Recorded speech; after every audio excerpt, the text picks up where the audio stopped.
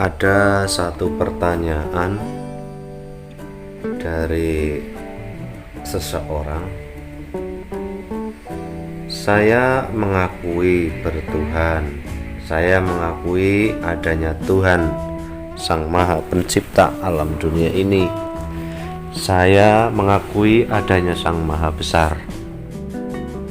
Tapi saya jarang sekali mengikuti, melakukan apa yang diperintahkannya. Pertanyaannya, apakah saya bisa masuk surga? Memahami terhadap pertanyaan dari teman saya itu, mari kita simak. Mudah-mudahan bisa menjadi penjelas, mudah-mudahan bisa menjadi penerang bagi kita semuanya ya.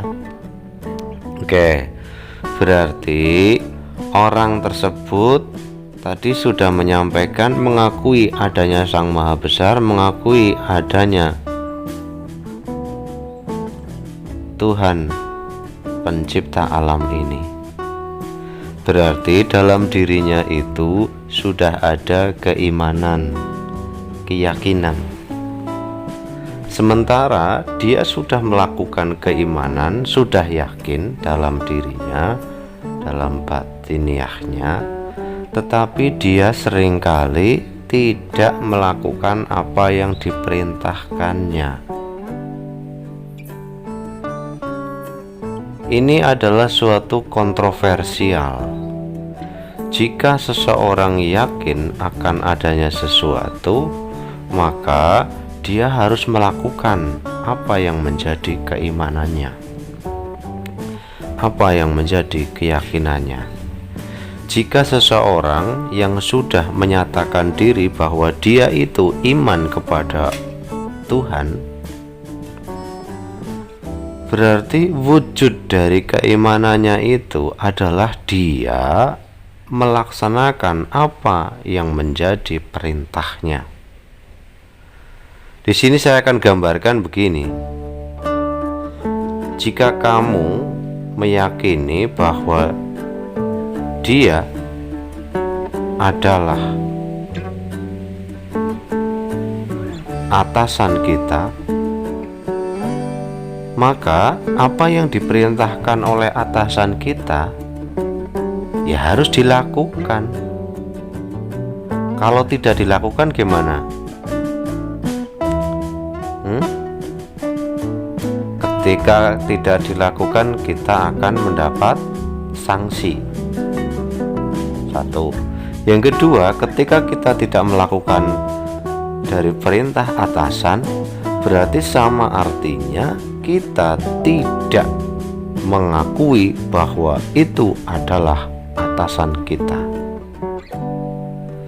Jadi ketika seseorang mengakui bahwa dia atasan kita, kemudian kita tidak melakukan apa yang diperintahkan atasan kita, yaitu kan bertolak belakang. Ya, jadi ketika kita sudah yakin bahwa dia atasan kita, ya kita harus ikut serta melaksanakan apa yang diperintahkannya kepada kita. Ketika kita tidak ikut serta, berarti namanya kita sudah balelo, sudah berkhianat. Orang yang khianat itu sudah tidak mengakui. Nah, di sini sama seperti ketika kita mengakui akan adanya Tuhan, akan adanya Allah, tetapi kita tidak mau melakukan apa yang diperintahkannya. Sama artinya kita tidak mengakui Allah sebagai pencipta kita. Lalu siapa yang dijadikan penciptanya? Ya. Nah, ini adalah suatu hal, suatu perkara yang memang harus dicari titik temunya. Jangan sampai kita mengakui sesuatu yang mudah mengakui, bahasa lesan, bahasa asal ngomong saja, orang lain nggak ngerti, nggak respon. Ya udah, ketika kamu yakin, ya itu urusan kamu. Tapi buktinya kamu yakin itu apa? Harus ada buktinya, harus ada wujudnya. Wujudnya apa? Yaitu apa yang diperintahkannya, yaitu yang harus dilakukan. Ketika tidak melakukan, ya siap-siaplah akan mendapatkan punishment, akan mendapatkan hukuman. Jadi hukum kausalitas itu pasti ada, pasti terjadi. Jangan kemudian kita menyatakan sesuatu A, tapi sebenarnya kita mengalibikan, menyembunyikan atau menolak tentang si A itu. Ini kontroversi. Nah, kemudian yang kedua, apakah bisa masuk surga? Ya, mengakui beriman dalam lesannya, dalam hatinya, kemudian tidak mau, itu sama artinya mengalibikan keimanannya itu. Apakah dia bisa masuk surga? Loh, masalah masuk surga itu adalah hak Allah, hak Tuhan. Ya, bukan melihat dari amal ibadah kita, amal ubudiyah kita, amal perbuatan sehari-hari yang dilakukan oleh diri kita. Tetapi di sini ketika hukum sebab akibat itu ada, maka ini akan menolak segala sesuatu dari akibat yang kita lakukan adalah muncul dari sebab. Ketika tidak mau, tidak pernah melakukan perintah-perintah Tuhan, ya akibatnya apa? Kita tidak mendapatkan surga. Itu kan? Tetapi di sini yang harus kita jadikan pemahaman bahwa Allah itu maha berkehendak, beda dengan menungsa. Allah maha adil, Allah maha berkehendak, Allah maha segala-galanya. Jadi ketika seseorang mau masuk surga kek, mau masuk neraka kek, itu bukan melihat dari perbuatan kita, tetapi itu hak mutlak dari Allah. Adapun ketika manusia dimasukkan ke dalam surga karena kita punya asumsi adanya hukum sebab akibat, tetapi di situ pun ada syarat-syarat ketentuan yang harus dilakukan. Contoh, amal ibadah itu harus dilakukan oleh seseorang dengan ikhlas. Ikhlas itu apa? Berarti seseorang yang melakukan amal kebaikan tanpa didasari, dilandasi dengan sifat ikhlas, itu sama artinya perbuatan itu tidak dibalas oleh Allah. Inilah yang menjadikan pemahaman bagi kita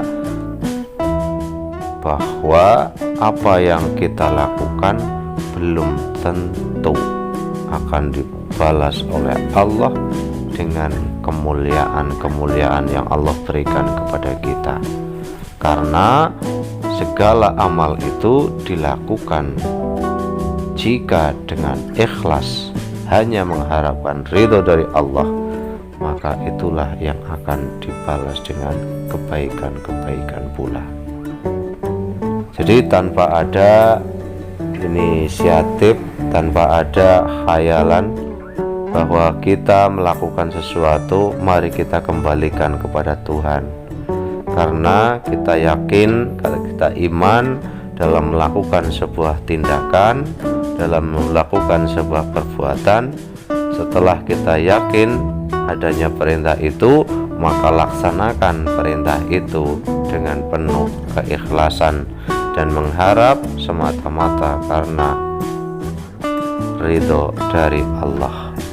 Mudah-mudahan apa yang kita lakukan benar-benar mendapatkan ridho dari Allah, sehingga bisa menjadikan kebaikan kemuliaan bagi diri kita, bagi keluarga kita, dan bagi masyarakat kita.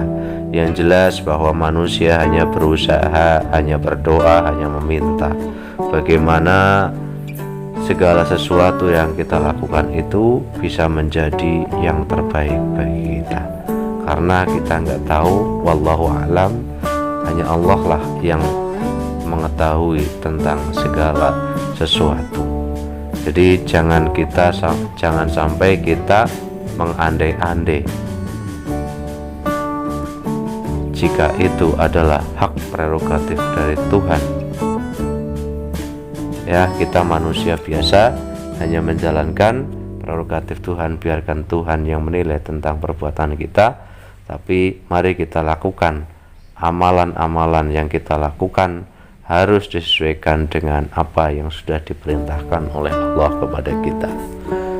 Segala sesuatu pasti ada rangkaiannya, pasti ada runtutannya. Jangan sampai kita melakukan pembelaan diri sehingga apa yang kita lakukan hanya bertendensi kepada keinginan diri kita, sehingga bukan menafikan, bukan memanipulasi terhadap apa yang sudah dijadikan ketentuan oleh Tuhan.